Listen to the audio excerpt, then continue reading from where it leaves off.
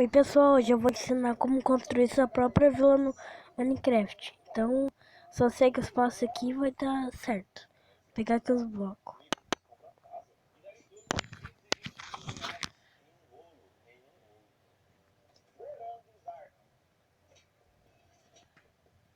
Em um restaurante em New Orleans, chamado Arnal, você pode comer os morangos mais caros do mundo. Esses deliciosos morangos, galera, custam mais caro do que um carro esportivo. Só pra você comer e falar, só eu sou rico, né? Pois o prato é bem simples. Contém morangos, como de sorvete e um diamante rosa de 5 quilos. Ok que os morangos não devem ser qualquer morango, né? Morangos comuns. Mas mesmo assim, o que deixa o prato caro deve ser o diamante rosa. Deve ser? Não, é o diamante rosa mesmo. Sabe quanto custa esse prato, galera? Essa sobremesa, assim, só pra você... Ai, tô com vontade de comer um docinho, um moranguinho. Quanto que custa? Quanto que você acha que você pagaria nesse prato? A sobremesa é bem barata. Você pode comer ela por apenas US$ 1.400.000, que é aproximadamente 5 milhões de reais. Quase 6 milhões de reais no seu prato de comida. E na verdade não é no seu prato de comida, tá, gente? É no lanche. A pessoa vai fazer isso porque, tipo, vai chamar uma mulher e fala assim, vamos comer isso aqui. Ela aproveita e tem um diamante rosa de 5 milhões. O diamante rosa é tipo um moranguinho ali, né? Prêmio. O diamante rosa é um dos mais... Imagina você comer sem querer engolir um diamante desse. Diamond Fruit Cake. E em primeiro lugar de comidas mais caras do mundo, temos mais um bolo, também feito lá no Japão, em Tóquio. E também, galera, foi feita por uma pastelaria japonesa, tá vendo? Os caras são, mano, empreendedor. Não, mas assim, eu acho que pastelaria... Qualquer coisa. Não, mas pastel não, tá? É pastelaria. Pastelaria é... Não é do salgado não, mano. É... Confeitaria. Isso aí. Pastelaria fala confeitaria. Isso. É isso, galera. Lá fora, pastelaria também serve para confeitaria. E esse chefe levou 6 meses para poder projetar esse bolo. O Diamond Fruit Cake. Então, realmente tem que valer a pena, né? Mas 6 meses, né? Tem que ser um valor que pague o ano, né? E ele tem todo esse trabalho, né? Porque ao invés de ele usar nozes ou frutas para decorar o bolo, ele usou 223 pequenos diamantes. Eu fico imaginando comer essas coisas. Que quebra o dente, engasga, fica entala na garganta. E, galera, é claro que os diamantes são reais, são réplicas de diamantes, né, que você pode comer. Ou seja, os diamantes não são comestíveis. Você está colocando diamantes através de uma outra linha secundária. Entendi. Tipo, em vez de vir na caixa, tem o bolo, pra você que gosta de bolo também. Você faz um diamante de chantilly e depois limpa. Ah, que legal. E é por isso que você tem que tomar cuidado para comer esse bolo, tirar os diamantes. Porque senão você vai comer um diamante sem querer. E esse prêmio, galera, tá saindo baratinho. Tá na promoção da Black Friday aí, ó. $1.650.000. Quase 7 milhões de reais no bolo. Na verdade, o valor de muitas dessas comidas vem dos itens valiosos que estão presentes na comida. A comida não é tão cara assim, tirando um ou outro, né? Tem ali os chocolates, aqueles chocolates mais caros, pizza, culinária, marca, experiência, luxo, ouro, diamante, produto único, vale tanto. Se você for comprar o bolo ali na sua rua, de casa, você vai pagar 100 conto, 50, 30. O cara vai comprar os diamantes também. O diamante vai sair bem mais barato. Só que esse cara por 7 meses, que é 6 meses de planejamento, mais um mês pra fazer, então... E tem que ter dinheiro pra gastar, né? E aí, se você, no caso, fosse muito rico, você iria comer essas comidas? Você iria continuar comendo arroz e feijão? E você imaginava que existia comida tão cara assim? Mais uma vez, qual dessas comidas você teria coragem de comprar se fosse muito rico? E também comente aqui embaixo qual foi a comida mais cara que você já comeu. Uma vez eu fui num restaurante a convite de amigos, era um restaurante japonês, e comi nada, fiquei com fome, deu não sei quantos números, dinheiro muito alto, saí de lá com isso. É óbvio, o McDonald's tá certo. Bom, galera, enfim, comente aí, se inscreva no canal se não é inscrito. E aproveite também para seguir a gente nas redes sociais, contando aqui na tela. Entre lá e mande o que você achou desse vídeo de hoje, demorou? Prefiro uma farofa de ovo, de miojo. Envia lá pra mim no hambúrguer, beleza? Todo mundo seguindo por aí. Ele passou em 9 matérias. Esse daqui foi o resultado.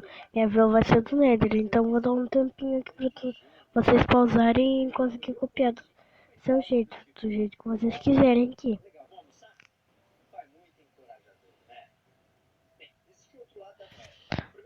Tá bom, agora vamos começar as casas. Até às 11 da noite, os professores mandaram cartas pro pai dele, dizendo que o menino ia simplesmente morrer de tanto estudar. Então, o que também se acredita é que seu pai fez pouco caso de suas notas para não incentivar o filho a exagerar demais os estudos. Uma pena que Nicholas só tenha descoberto isso anos depois, após o falecimento de seu pai, quando ele encontrou essas cartas.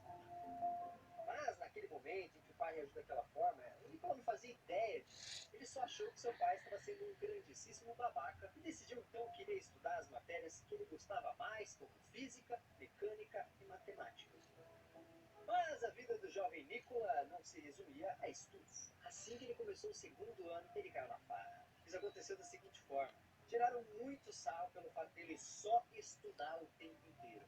Então Nikola quis mostrar que podia fazer parte da galera e começou a ir para barzinhos, jogar baralho, e o resultado, ele ficou viciado em jogo. E era vício mesmo, ele não conseguia parar de jogar. Chegou ao ponto dele perder o dinheiro da mensalidade da sua faculdade em apostas. Por sorte, ele conseguiu recuperar a grana na mesa de jogo e acabou abandonando o vício. Só que no final do terceiro ano chegaram os exames. E o Nikola não tinha estudado nada, né? Porque ficava só no boteco lendo coisas que achava mais legais que as matérias da prova. Ele chegou a pedir mais tempo para estudar, mas os professores não deixaram. Então, ficou sem notas. Simples assim. Por isso, largou a faculdade e foi se esconder numa cidade chamada Maribor, que fica na Eslovênia, porque não queria que seus pais soubessem o que tinha acontecido, né? Por não ter tirado nota porque ficou jogando e vagabundando. Ele ficou um tempo nessa cidade trabalhando como desenhista, jogando cartas com os velhinhos da praça. Olha que lindo. Mas um dia, do nada, o pai dele apareceu ali implorando para ele voltar para casa. Isso criou um problema ainda maior. O Nikola não queria ir embora de jeito nenhum, mas no fim voltou para casa por ordem da polícia, porque não tinha licença para morar na cidade. Olha só, o Tesla não tem nem 25 anos e já teve cólera, fugiu do exército, ficou viciado em jogo e quase foi preso. E tem gente que diz que vida de cientista é chata. Depois que voltou para casa de seus pais em Boston, o Tesla foi dar aulas na escola onde ele tinha estudado. Mas aí seu pai morreu e seus tios juntaram dinheiro para ele voltar a estudar. Com isso, em 1880, ele se mudou para Praga para estudar na Universidade Charles Ferdinand, uma das mais antigas da Europa. Só que, como a data de matrícula já tinha passado e o Tesla não falava grego nem tcheco, que eram idiomas obrigatórios no curso, ele assistiu apenas às aulas de filosofia e como ouvinte, sem receber notas. Só que isso não durou muito, porque no ano seguinte ele escolheu um emprego de eletricista-chefe numa empresa de telégrafos em Budapeste, na Hungria. Foi nessa cidade que ele teve uma visão que mudaria o mundo. Ele estava trocando uma ideia com um amigo no parque, aí ele pegou um graveto e começou a desenhar um motor no chão. Ele olhou o desenho com calma e fotografou todo o processo na sua cabeça. E eu vou pedir para você fazer o mesmo. Guarde essa informação que eu ainda vou falar muito sobre esse motor. Em Budapeste, o Tesla trabalhava com um inventor chamado Tivadar Puskas. Companhia tal Edison. Já na França, Tesla ganhou ainda mais experiência com aparelhos elétricos, de quebra, criava versões melhoradas de motores e dínamos. Dínamos? O que é um dínamo? Dínamos são máquinas que convertem energia mecânica em elétrica, ou seja, funcionam como geradores de energia elétrica. Foi quando seu chefe Puskas foi chamado para trabalhar com o próprio Thomas Edison em Nova York. Puskas não perdeu tempo e levou o jovem Tesla com ele. Assim, em junho de 1884, o Tesla pisou nos Estados Unidos pela primeira vez para trabalhar na Edison Machine Works. Nikola Tesla had a vision of what's to come into the future. Tesla had enormous dreams, and he had the genius to carry them out.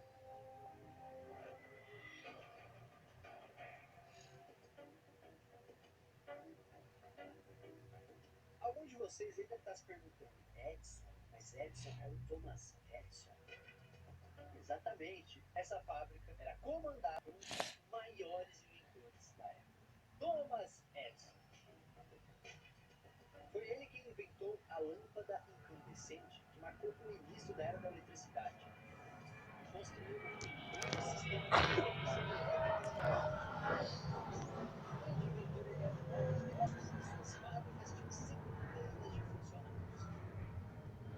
Persistence, patience, perseverance.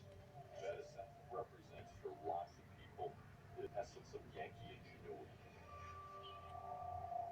Tesla trabalhou com Edison por apenas 6 meses. Eles se encontraram somente algumas vezes nesse período. Uma delas foi quando Tesla passou a noite inteirinha resolvendo um problema com o sistema elétrico de um navio. Quando ele estava voltando para casa de manhã cedo, cruzou com seu supervisor e com o Edison, que implicou que o Tesla tinha passado a noite inteira na balada. Aí o Tesla explicou que tinha trabalhado a noite inteira, deixando o Edison até meio sem graça. Mas não se sabe ao certo por que o Tesla pediu as contas da fábrica do Thomas Edison. Uma história diz que ele não ganhou um bônus que deveria ter recebido. Outra diz que prometeram $50 mil para o Tesla se ele fizesse 24 projetos de máquinas diferentes. Ele fez os projetos e foi cobrar o dinheiro, mas o Thomas Edison desconversou, falando que era só uma brincadeira. Not bad. That is not bad for an immigrant. So when will I be getting my $50,000? 50,000? Young man, you don't seem to understand American humor. Todo engraçadão esse Edison, né? Mas independente do motivo que fez o Tesla pedir demissão, o que se sabe é que o Edison ainda ofereceu um aumento de $10 para o Tesla e ganhava $18 por semana, né? Uma merreca. O Tesla sabia que seu trabalho valia mais do que isso, então pegou suas coisas e foi tocar os seus projetos. Um deles era algo que ele tinha começado na empresa do Edison envolvendo lâmpadas de arco, que eram muito usadas na época. Ele conheceu dois empresários que concordaram em bancar essa ideia. E aí surgiu a empresa Tesla Luz Elétrica e Manufatura. E o projeto virou um gerador elétrico patenteado com o nome do Tesla, junto com outras invenções menores. Para quem não sabe, patente é o seguinte: se você inventa alguma coisa, você entra com um processo de patente e a invenção é registrada no seu nome. É quase como se fosse o direito autoral da invenção. A patente desse gerador foi a primeira do Tesla nos Estados Unidos. Depois ele foi contratado para instalar esse sistema elétrico numa cidade de Nova Jersey. Mas o que não saía da cabecinha de Tesla era aquele motor que ele tinha desenhado com graveto no parque em Budapeste, que eu pedi para vocês guardarem na memória. Na época, os motores elétricos eram alimentados por corrente contínua. Ou seja, os elétrons dentro de um fio se moviam no mesmo sentido sempre. Mas naquele desenho que o Tesla fez, o sentido da corrente variava com o tempo e os elétrons ficavam num enorme vai e vem. Isso se chama corrente alternada. Como esses movimentos dos elétrons fazem diferença na nossa vida? Que negócio complicado.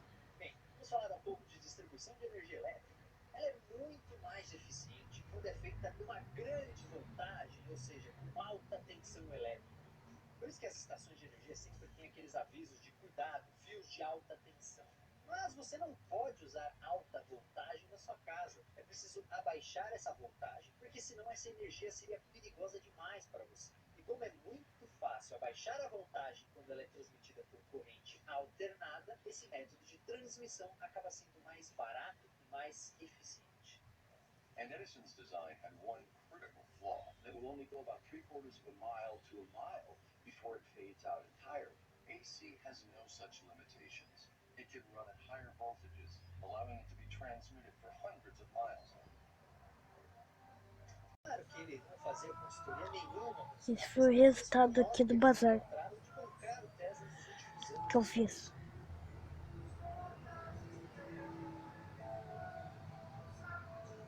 É triste demais ver um gênio como ele praticamente morrendo de favor e sendo criticado. Esse foi o resultado do bazar que eu fiz. Mas foi exatamente assim que ele viveu, com suas manias, movimentando seus pombos, até ser atropelado.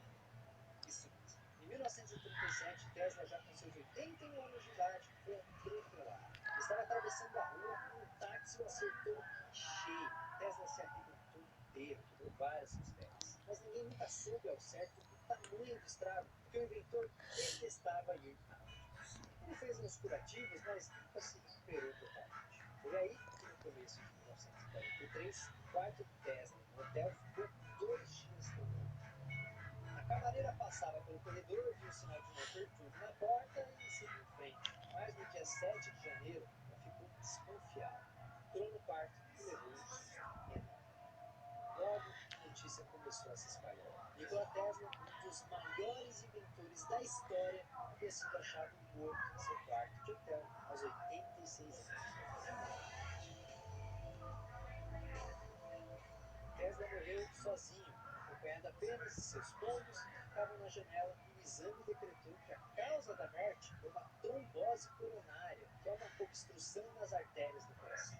Antes mesmo do enterro, o FBI apreendeu todos os pertences do Tesla, porque, claro, eles queriam fuçar nos projetos de um cientista que tinha estudado vários tipos de energia e dizia ter inventado o raio da morte. Mandaram tudo para o professor analisar e depois de 3 dias, esse cara alegou que nenhum projeto de Tesla representava uma ameaça nacional e que a maior parte dos trabalhos dele nos últimos anos era especulativo e filosófico e sem aplicações práticas. O nome desse professor era John T. Trump, tio de um cara que até pouco tempo atrás era presidente dos Estados Unidos. Estes documentos são incríveis. É o relatório do Trump e está assinado por John J. Trump. Ele é tio do presidente Trump. É sério? É demais. Agora, já pensou se esse John Trump resolve ficar com o raio da morte e deixa de herança para o seu sobrinho? Anos depois de sua morte, todo o material de Tesla foi enviado para um de seus sobrinhos e foi considerado o herdeiro do inventor pela justiça. Mas existem documentos que mostram que nem todo mundo no FBI concordou com isso e existem suspeitas de que alguns projetos do Tesla nunca foram devolvidos e ainda estão guardados em algum porão da agência. Alguma coisa não está cheirando bem. Não tem motivos para um cara de tamanha importância, com um imenso valor histórico, ser praticamente apagado da história. O que temos sobre ele, o que sabemos que existe, está trancado, não querem nos mostrar. Uma curiosidade, em 1943, a Suprema Corte americana decidiu que realmente algumas patentes envolvendo a primeira transmissão de rádio não eram do Marconi. Com isso, vários inventores que fizeram descobertas que ajudaram isso a acontecer foram reconhecidos, entre eles Tesla, que passou a ser visto oficialmente como um dos pais da comunicação sem fio. Como vimos aqui, esse reconhecimento foi merecido, mas infelizmente veio tarde demais. Meses antes disso acontecer, no dia 12 de janeiro de 1943, cerca de 2.000 pessoas acompanharam o funeral do Tesla em Nova York.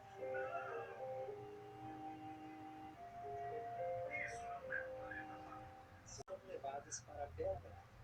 Hoje, elas estão numa urna no Museu Nikola Tesla. Então, quem passar por esse museu pode ver os restos mortais de um homem que literalmente mudou a história do mundo. Nikola Tesla teve a patente de mais de 300 inventos e deixou livros e artigos científicos estudados até hoje. Mas talvez a maior contribuição do Tesla seja a sua história.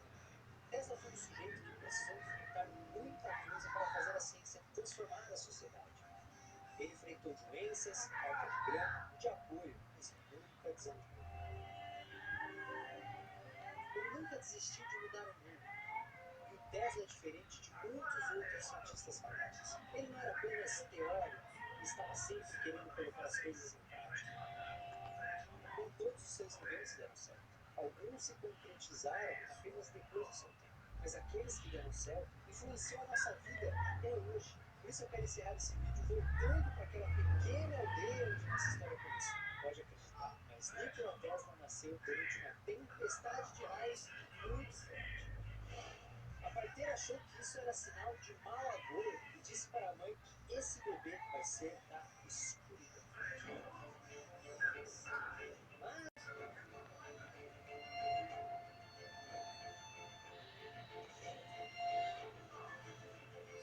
eu quero que você pense um pouco o quanto Tesla está presente na nossa vida, guardando uma frase que ele disse uma vez. O presente é deles, mas o futuro pelo qual eu sempre trabalhei é meu. Felizmente, hoje nós sabemos que Tesla estava coberto de razão.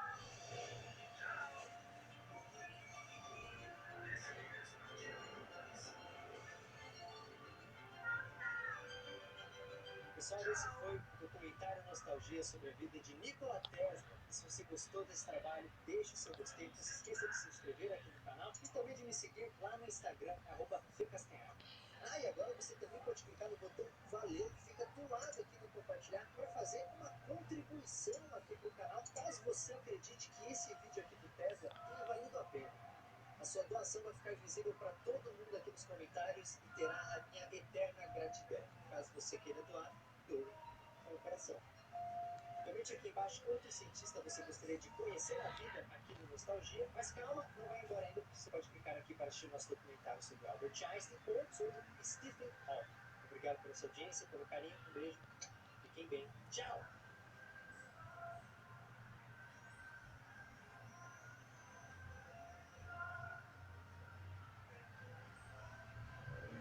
Como uma nação que passou boa parte de sua história por guerras violentas pelo poder, se tornou uma das maiores potências do nosso tempo.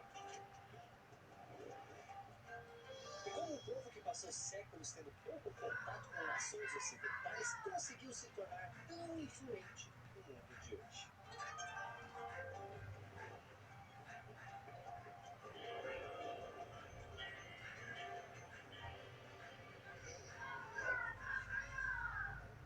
Olá, meus queridos amigos, tudo bem com vocês? Eu sou o Felipe Castanhari e hoje estou aqui para contar toda a história do Japão.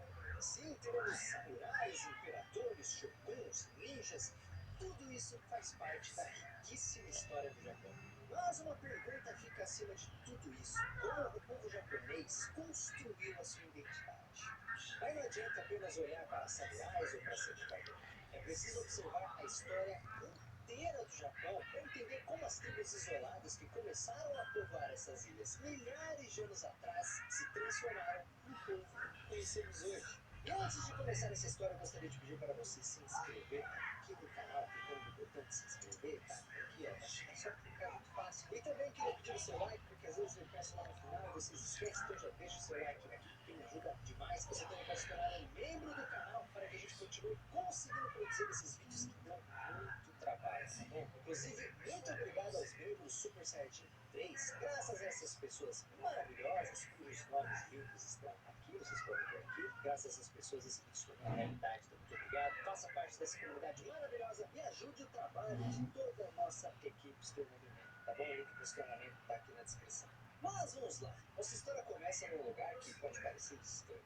Embaixo da terra, afinal, é impossível contar a história do povo japonês sem pensar na geografia do Japão. Uma terra que milhões de anos atrás pertencia à Ásia continental. Isso mesmo, o Japão nem sempre foi uma ilha.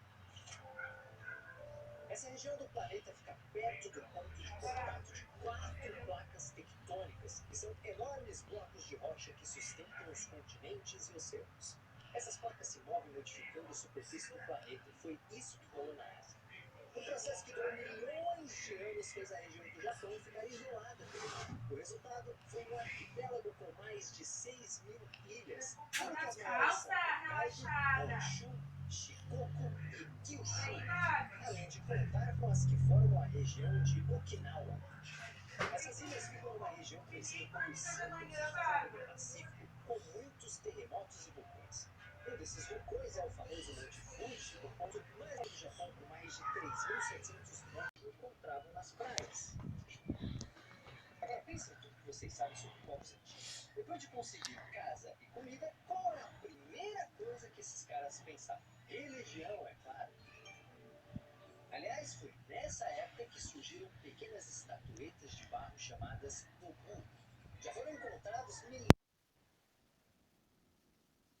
Eles representavam divindades ou pessoas reais. Aliás, uma curiosidade legal para quem gosta do jogo Zelda Breath of the Wild, o diretor de arte disse que esse período da história do Japão serviu de inspiração para o Sheikah Slate, as shrines e todos os gestos e estruturas do jogo, como os terríveis e implacáveis guardiões. Eu passei muito mal nos guardiões.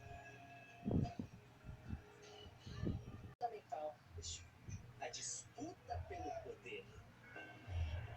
Boa parte da história japonesa é quase um Game of Thrones, com guerras, alianças, traições e todo mundo querendo mandar no arquipélago. Isso começa já nesse período, com as guerras mais antigas que se tem notícia no Japão. O grande vencedor destes primeiros conflitos entre reinos diferentes teria sido Jimmu. Ao conquistar a vitória nessas guerras, ele se tornou o primeiro imperador do Japão, assumindo o trono em 11 de fevereiro de 660 a.C. Justamente por isso, o dia 11 de fevereiro é até hoje celebrado como o Dia da Fundação Nacional do Japão. A história de Jingu permanece cercada de lendas. A própria mitologia japonesa aponta que ele seria descendente direto de ninguém menos que Amaterasu, a deusa do sol. Na verdade, os arqueólogos nunca encontraram provas de que algum dos 21 primeiros imperadores tinha sequer existido de verdade. Isso só muda no 29º imperador chamado Kimei, que assumiu o trono no ano de 539.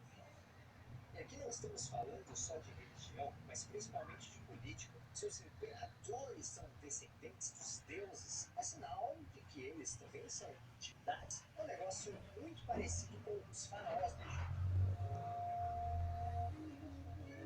Se o líder de um reino é Deus, fica muito mais fácil manter o povo sob controle, fazendo tudo o que esse cara quer.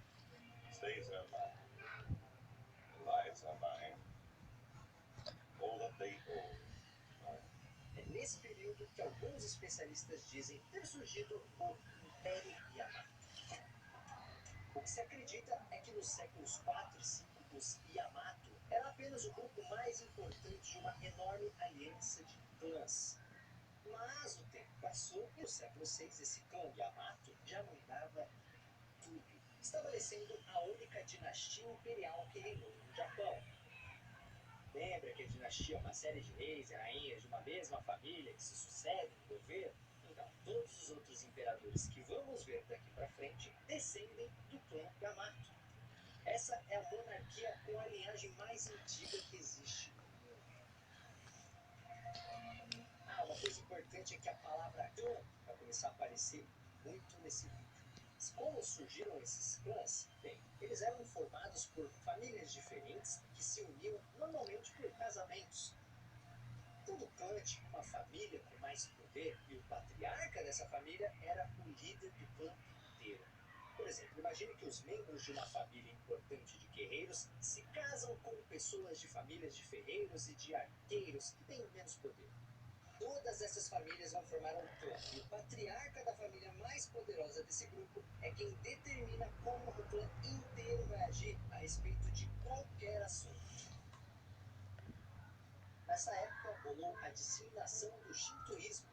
Na verdade, o shintoísmo só passou a ser visto como uma religião mesmo no final do século XVIII, porque ele surgiu com práticas cerimoniais que mudavam de um lugar para o outro. Mas o importante é saber que essas cerimônias, que se desenvolveram a partir de rituais feitos na antiguidade japonesa, giravam ao redor da adoração dos kami, entidades sobrenaturais que residem em todos os lugares.